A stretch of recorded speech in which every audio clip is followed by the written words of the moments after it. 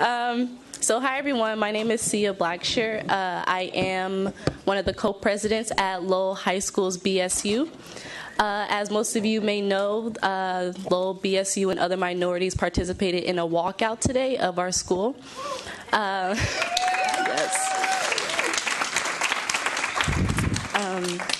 So right now I'm just going to go into the reasons why we did it and other things like that. So I am standing here in front of all of you today because the African American community at Lowell is tired. We are genuinely tired of the discrimination and the racism we face on a day-to-day basis at our school. For years, we have dealt with this, and we have tried to talk to either staff or other adults about our experiences. We were basically told that that's life, and we just have to deal with it because that's just the way things are. The school and the district have had numerous opportunities to fix the situations we discussed with them about, but no actions were taken.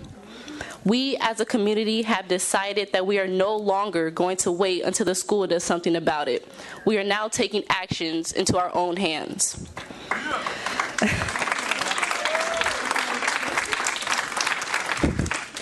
Sorry. So recently at Lowell, we did have a big incident take place. A lot of people were upset about it. I want to make it clear today that we are not doing this just because of that incident. We have been feeling this way for a long time, the current students and alumni.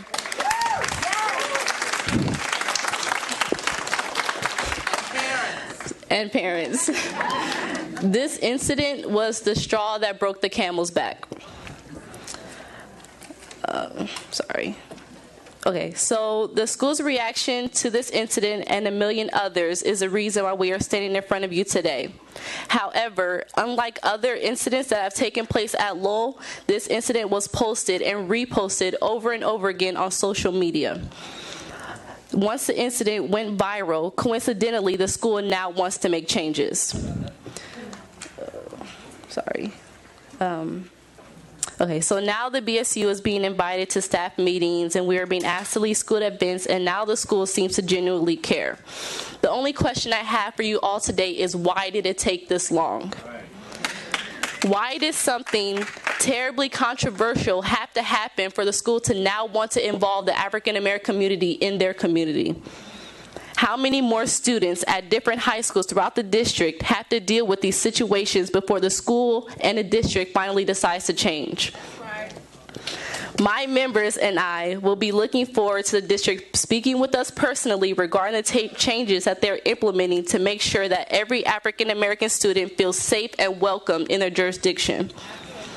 I understand that sometimes due to adultism, we're told that we have a voice, yet the truth is they make us believe that we're changing something to keep us silent.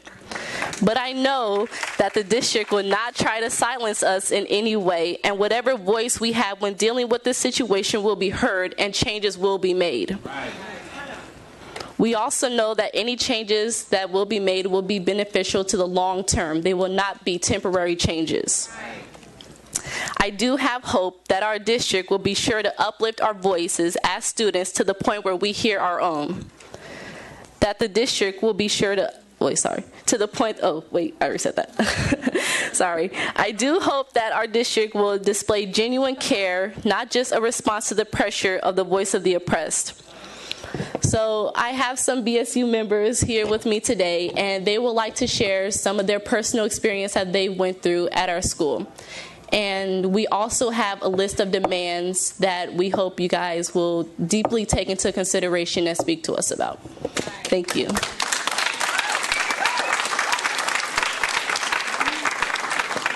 Hello, everyone. My name is Chrislyn Earl. I'm actually Vice President of BSU, and I am a senior at Lowell High School. One of my experiences, I think, that really took a toll on me emotionally there was I was talking to some of the staff at Lowell, and one of their advice was for me to change the way I act so I can be liked by others. And I simply asked her, well, the other kids are welcomed with open arms at Lowell, but when I get there, I'm not welcomed. I don't feel appreciate. I don't feel like I actually make a difference at my school. So why do I have to change the way we are, the way I am, when you accept them just the way that they are? I didn't understand that. Also, recently, you know, the senior pop polls, whatever, there was a category called Most Ratchet, and I was nominated for that. And I'm not ratchet at all.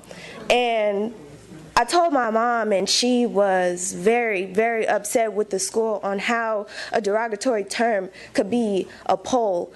Ratchet is not something positive, and that's something that needs to be addressed at school, at my school, at everywhere really. You know, ratchet is usually used for term for black women. I am black and I am a woman, like beautiful too. So, you know,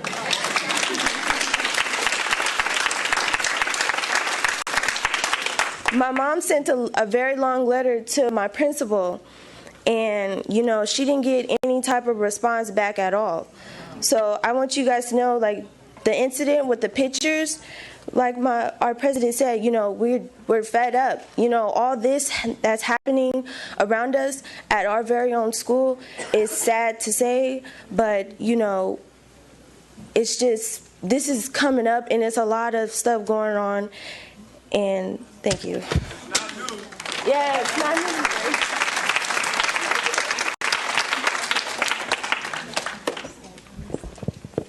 Hi, my name is Michaela Sherman, and I'm a junior at Lowell High School. And one of my personal experiences was me and my other friend, she's also black, she's not here today, and we were walking with another friend in the hallway, walking to our next class, and he says to us, "You're making me look ghetto." And I asked him how, and he just said, "Just because." And I feel like he said that because of our skin color, and we are black women. But I just didn't understand why he said we made us look ghetto by just walking in the hallway. It wasn't loud. We wasn't jumping around or acting crazy. We were just walking to our next class. Thank you. Okay. Hi, I'm Whittia, and I'm a junior at Lowell High School too. And my experience at Lowell right now is like, so about this whole situation that went crazy, it's like, and how like people came at us and say, "Why are you guys so sensitive to this? Like, why are you guys acting so emotional?" And I'm like, well, how would you react if someone were to diss you like that and diss your history like that? And another thing, that's done. But okay, and I'm also like during school, so I'm not gonna be labeled and called by stereotypes when people in my school don't know of me and who I am. Why do they have to not know of me, but I have to know about them? Them meaning like the rest of the majority of Lowell High School, which is like Asian and white, and Caucasians, I mean. Like, our history books talk about white man accomplishments, but accomplishments, like, this is my history book right now. And when we're reading through it, I only realized that we only have, like, one section, like, based on, like, jazz so far. And, like, also the slavery part, which everybody knows. And but that's all I got to say right now. Hi, my name is Sierra Dunn. I'm a junior.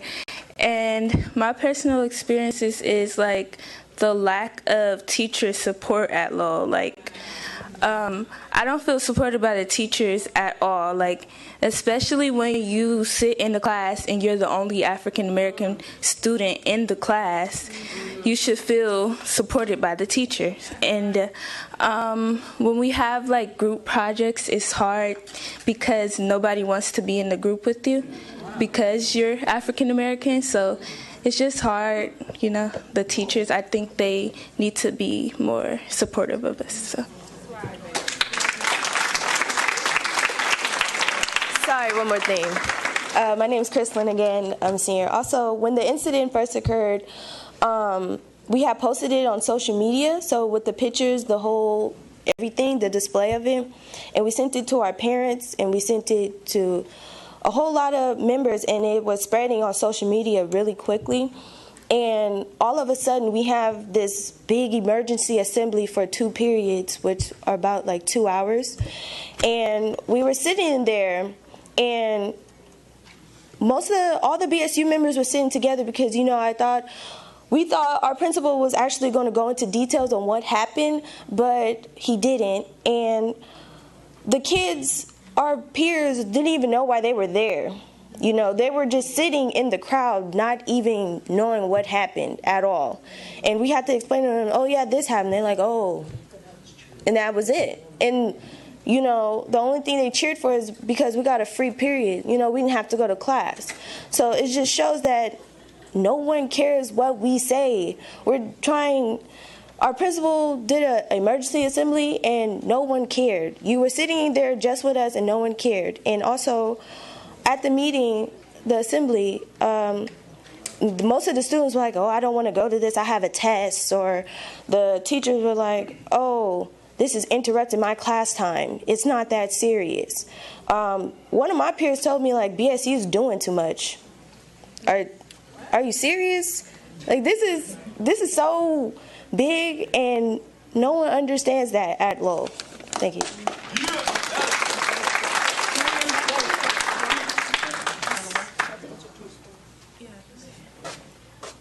So, as minority attending Lowell High School, we are already outnumbered and are struggling to survive. So, to have endured racism on top of everything else is unacceptable. So, who do we hold accountable?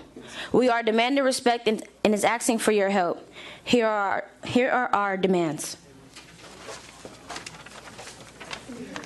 All right. Demand number 1. Diversifying the system. We need more African American teachers and staff. We want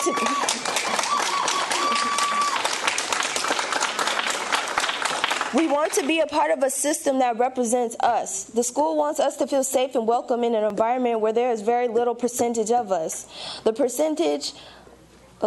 We understand that the issue goes deeper than just hiring African American staff. The percentage of African Americans in San Francisco is at 6%. The minimum amount of money that is required to comfortably live here is too high.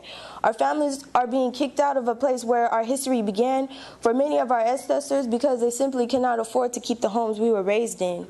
However, we demand that the school makes every effort possible to hire more African American staff in our schools, and that a BSU representative will be present at all times during the hiring process. Thank you.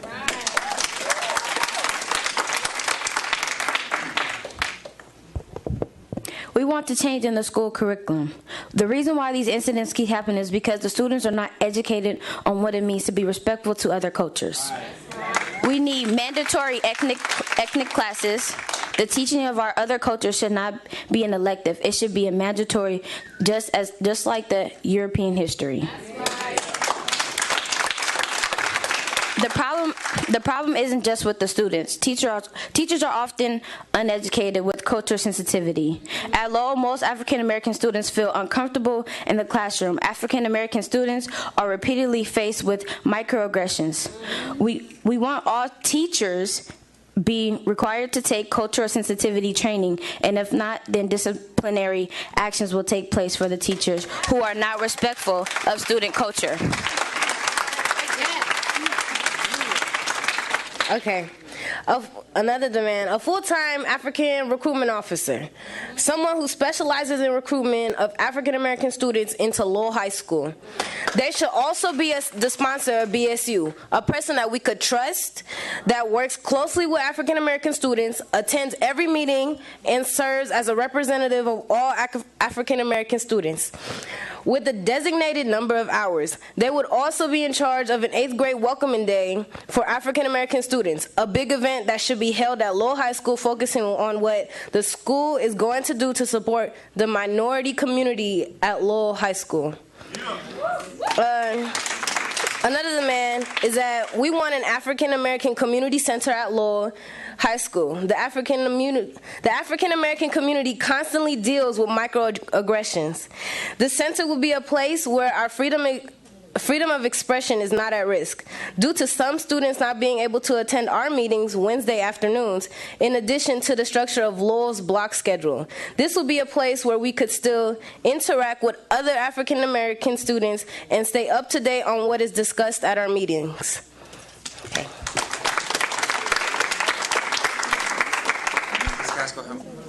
Where are we on time? 15 minutes. Okay. I want to make sure everyone gets up to speak too, so. Sorry, I don't have a formal conclusion, but that's basically the gist of it. I mean, it's getting really bad to the point where we are here today. We just hope that you guys really take into consideration what we've said, and we really hope that you guys can place yourself in our shoes and try to understand when you've been in situations where you felt like you were not welcomed or you felt like you didn't belong. We just want to be successful like everyone else. We just want to make it. We worked very hard to be at Lowell High School. It is not easy. We are the remaining few who have decided to stay. And it's a problem when minorities and African Americans are accepted, but they leave. We have to focus on why are they leaving and what we can change to where that does not happen.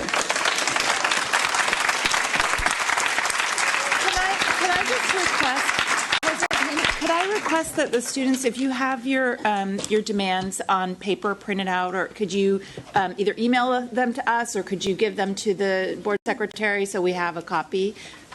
Thank you. Hello, again, my name is Hatim Mansouri, and I'm also the Black Student Union President at Mission High School.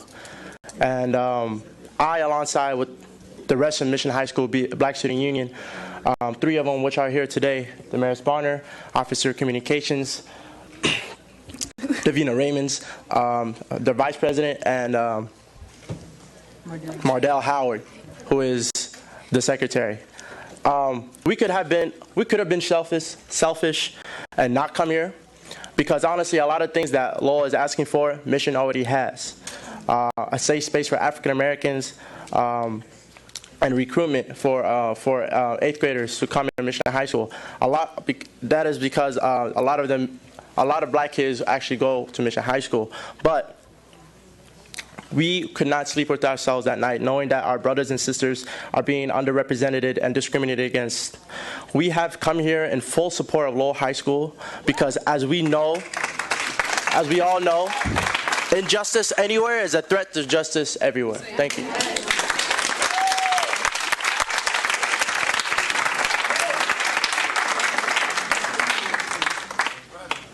Hello, my name is Etisha, and I'm here representing the last 3% of Black San Francisco. I'm a 4th-generation Bayview Hunters Point native. That's a rare thing in the city today. And I'm here because this breaks my heart.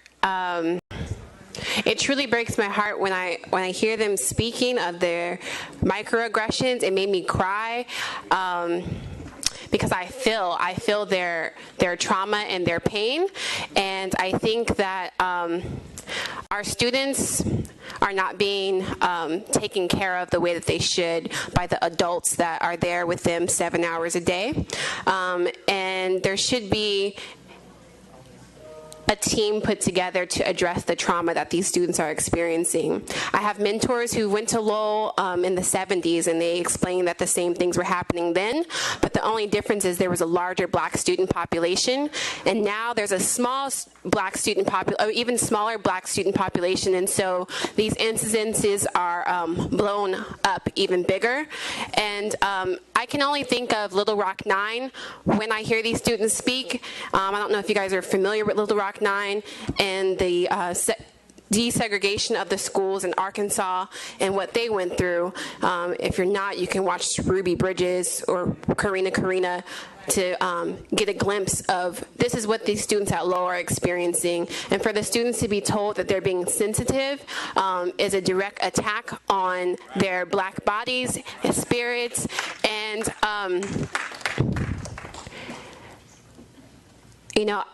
I've been working with students since I was 16. I was a senior when I was 16. And I've been working with students since then because I'm passionate about the future generations. I'm well aware that SNCC and organizations like SNCC were responsible for leading and making great changes during the civil rights movement. And it's going to be youth leadership today that makes great changes. And San Francisco is a racist city. I think that we should call it what it is. And a lot of the racism that you see is not people in KKK hoods, it's institutional racism. And with the lack of accountability, both from SFUSD and from Lowell administration itself, it's unacceptable. it's unacceptable. It is unacceptable, and it's important that you guys make clear promises to these students of what you're going to do and create a whole task force with experts. There are plenty of experts out there. If you look at Center for Youth Wellness, they have plenty of research about ACE, which is Adverse Childhood Experiences, and how trauma affects youth development. A doctor by the name of Dr. Aaron Horn. He's a professor at USF. He's wrote plenty of books about the trauma of growing up black in San Francisco and being one of few. So there's plenty of research out there and experts within the Bay Area community. We have UCSF, Stanford, USF.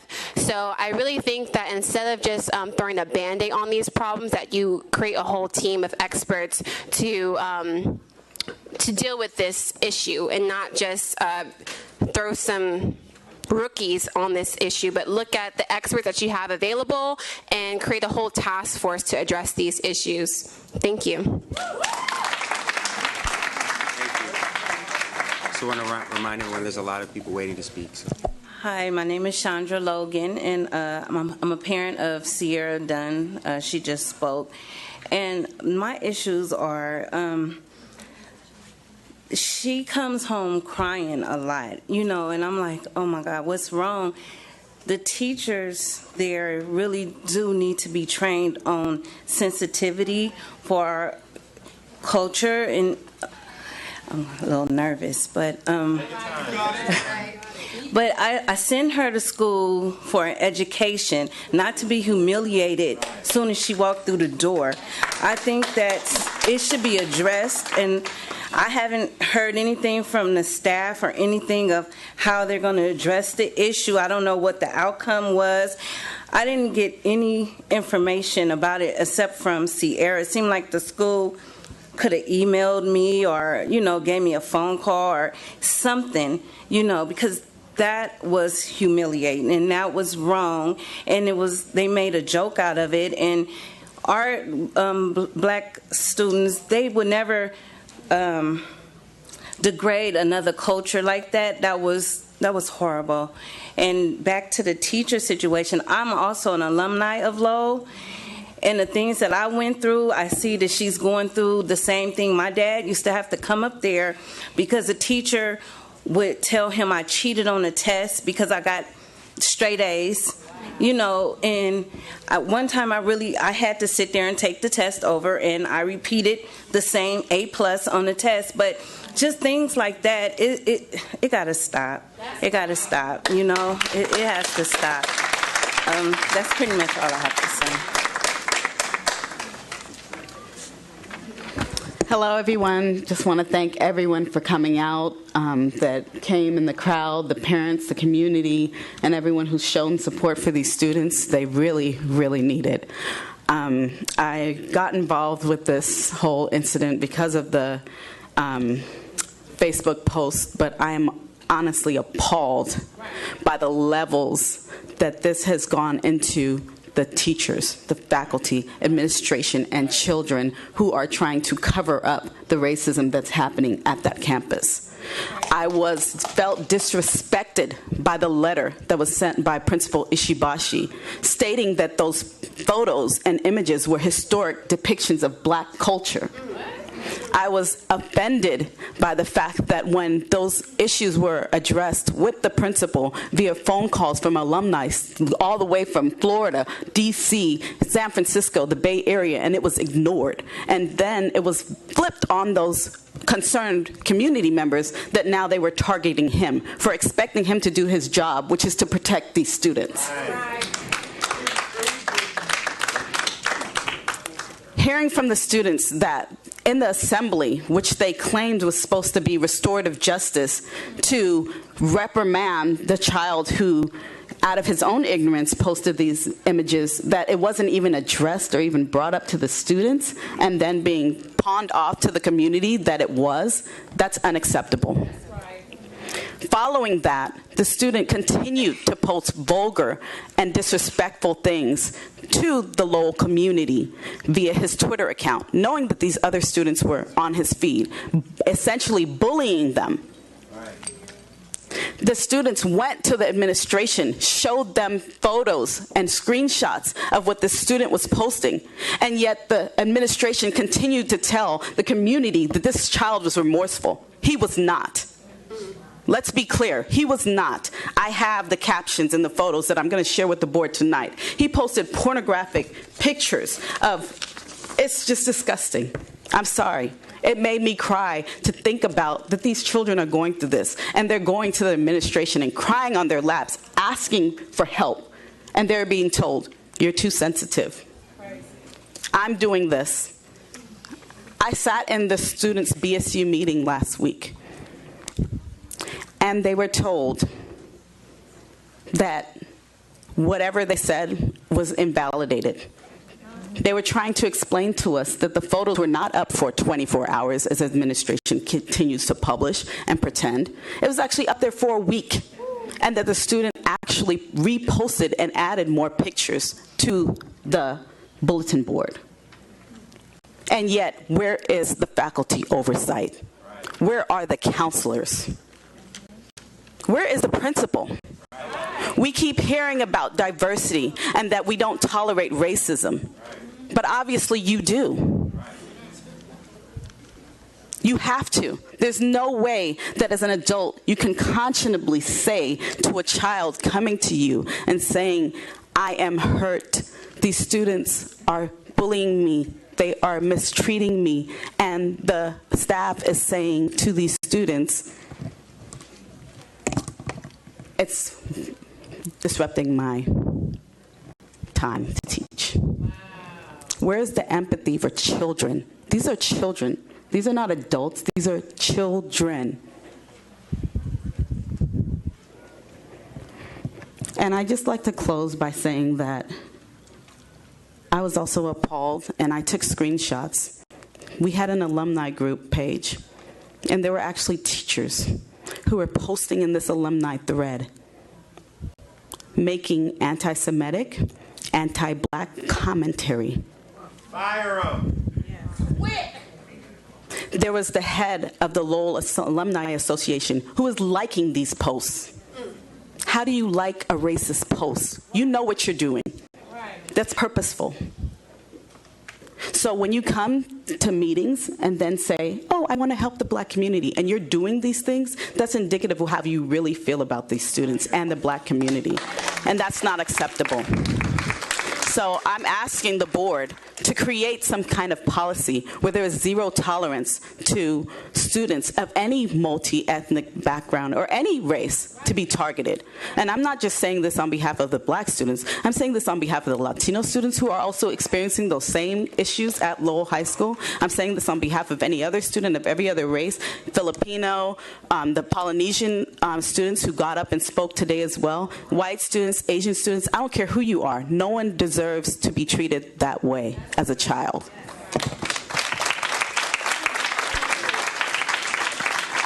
We have 5 minutes left in the 30 minutes, but I want to make sure everyone has a chance to speak. Reverend Brown, absolutely. But if people after that can try to keep your comments to within 1 minute, please.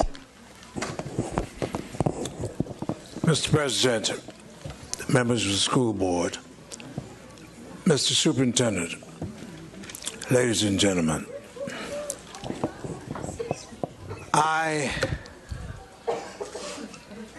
am very, very disturbed.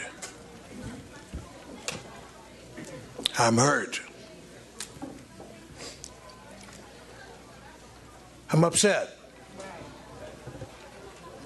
that 2 years ago I stood at this podium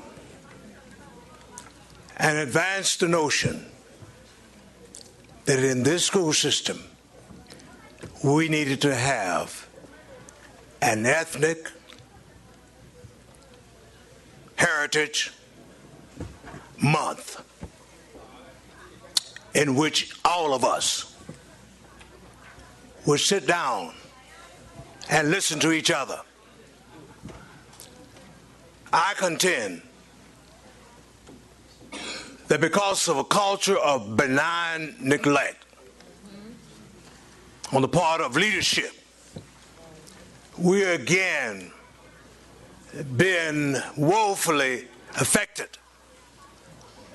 by what Condoleezza Rice calls America's birth defect, racism.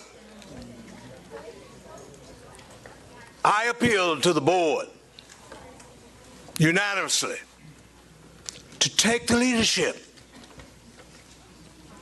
and go forward with courage, compassion, and character to make sure that we give the appropriate treatment that's needed to deal with this defect as it rears its ugly head in Lowell High School.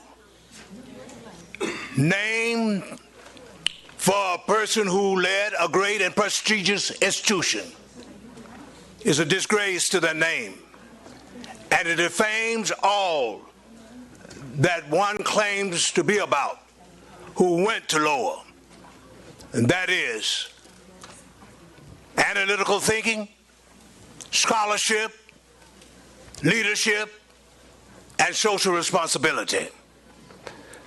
Just a few days ago, in the San Francisco Chronicle, there was a significant article on the incidence of Alzheimer's in this region, not written by a black person, but by a black scholar, scientist, doctor. And among other things, the finding was that Alzheimer's in the black community is 65%. And one of the findings was that is because of environmental racism, and number two, because of a lack of a sense of place. The black students at Lowell, from the testimony that I heard when I came in that door, basically suggest they don't have a sense of place and belonging.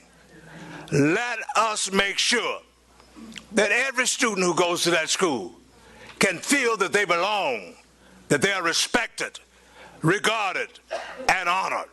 But right now, we look mighty, mighty ugly before the world community, and we are living a lie that San Francisco is a progressive, liberal city.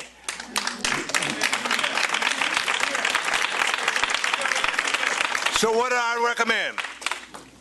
Beginning with the president of the board. I know Mr. Superintendent will be with you. We need to have a come to Jesus meeting with Lowell High School and any school in this city that does not know how to get along and to respect each other. But as I always say in my mantra, when we take leadership and be responsible, we can create a different climate and a better community and live as civil human beings who need each other and be able to say, I'm black and I'm proud, I'm brown and I'm sound, I'm yellow and I'm mellow, I'm red but I ain't dead, I'm white and I'm all right, I'm gay but I'm godly, I'm straight but I'm sensible, I am a female but I'm wise.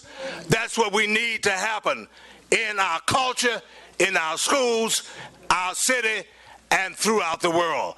Do the right thing.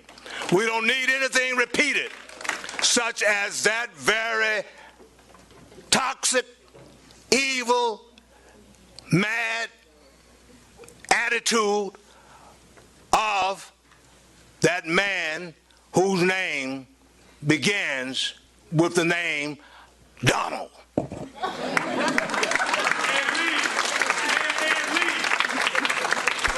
right, so we're going to extend enough for everyone.